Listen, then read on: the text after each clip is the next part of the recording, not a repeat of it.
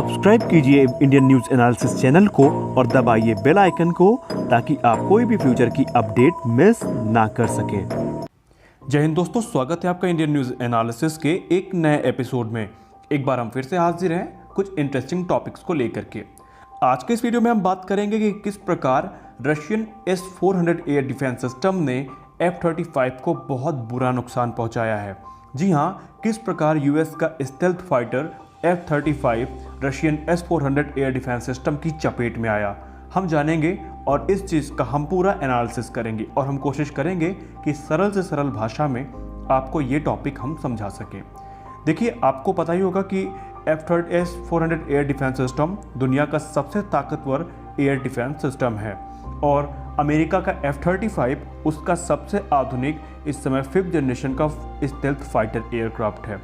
तो यहाँ पर सवाल ये उठता है कि किस प्रकार से S-400 एयर डिफेंस सिस्टम ने अमेरिकी F-35 को नुकसान पहुँचाया। देखिए, अमेरिका और तुर्की से ये कहानी शुरू होती है। अमेरिका ने तुर्की को अपना F-35 जो प्रोग्राम था उसमें शामिल किया और दोनों देश मिल करके एक उन्नत जो F-35 फाइटर है उससे डेवलप करने वाले थे या मैन्युफैक्चर करने वाले थे। लेकिन उसी दौरान तुर्की ने रशिया के साथ S-400 एयर डिफेंस सिस्टम की डील की। कुछ दिन तक तो यूएस ने उनको वार्निंग दी, कहा कि F-35 और S-400 एक ही साथ नहीं रह सकते। बाद में ये जो वार्निंग थी ये प्रतिबंध की धमकी तक बदल गई और यहाँ से शुरू होती असली कहानी। दरअसल तुर्की को यूएस ने कहा कि अगर आपको F-35 चाहिए तो आपको Russian S-400 air defence system को हटाना पड़ेगा, क्योंकि हम कभी भी अपने F-35 जो जहाज़ है उसको ऐसे प्लेटफॉर्म के सामने नहीं रख सकते जो कि उसकी इंटेलिजेंस को कलेक्ट करता हो या उसके डेटा को कलेक्ट कर सकता हो। यहाँ पे आपको बता दें कि S-400 एयर डिफेंस सिस्टम के अंदर ये कैपेबिलिटी है कि वो F-35 के जितने भी खुफिया डेटा हैं उनको भी कलेक्ट कर सकता है। और इसी चीज़ का खौफ अमेरिका के अंदर इतना था कि उसने F-35 प्रोग्राम से तुर्की को बाहर कर दिया। अब यहाँ से सबसे बड़ा जो स्ट्राइक हुई वो यही हुई कि पहली बार ऐसा था कि S-400 एयर डिफेंस सिस्टम ने बिना बैटल ग्राउंड में उतरे हुए ही F-35 को काफ़ी बुरा नुकसान पहुँचाया। आपको बता दें कि जैसे ही अमेरिका ने तुर्की को यह धमकी दी, तुर्की ने साफ साफ ये कह दिया कि S-400 एयर डिफेंस सिस्टम वो लेगा, भले आप हमें इस प्रोग्राम से बाहर कर दें। उसके बाद अमेरिका ने किया भी कुछ ऐसा।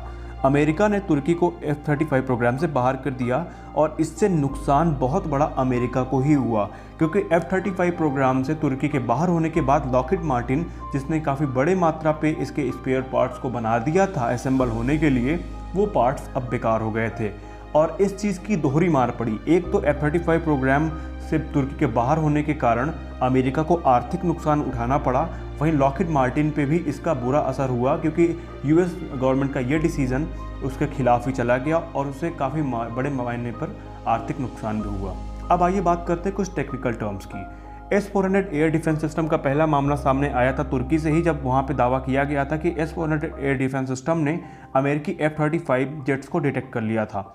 दूसरा वहाँ पे आया था मामला सन 2017 में, जब रशिया की एक न्यूज़ ने ऐसा कहा था कि रशियन बॉर्डर पर अमेरिकी स्टेल्थ फाइटर F-22 रैप्टर को और F-35 लाइटनिंग 2 को रशियन एयर डिफेंस सिस्टम ने ट्रैक भी किया था और उनको वार्निंग भी दी थी। और इसी चीज़ को छुपाने के लिए अमेरिका ने बाद में तमाम बयान भी दिए थे। लेकिन बड़ी बात ये थी कि समय समय पर ऐसे दावे होते रहते हैं, ना सिर्फ रशिया के द्वारा बल्कि कई देशों के द्वारा ये दावा किया गया कि F-35 जो स्टेल्थ फाइटर है बड़े आराम से S-400 एयर डिफेंस सिस्टम की चपेट में आ जाता है। और यही एक कारण है कि हम अगर कंपेयर करना चाहें S-400 एयर डिफेंस सिस्टम को तुर्की के F-35 से या अमेरिकन F-35 से, तो यहाँ हम कह सकते हैं कि F-35 कोई अभेद किला नहीं है जिसे ध्वस्त नहीं किया जा सकता।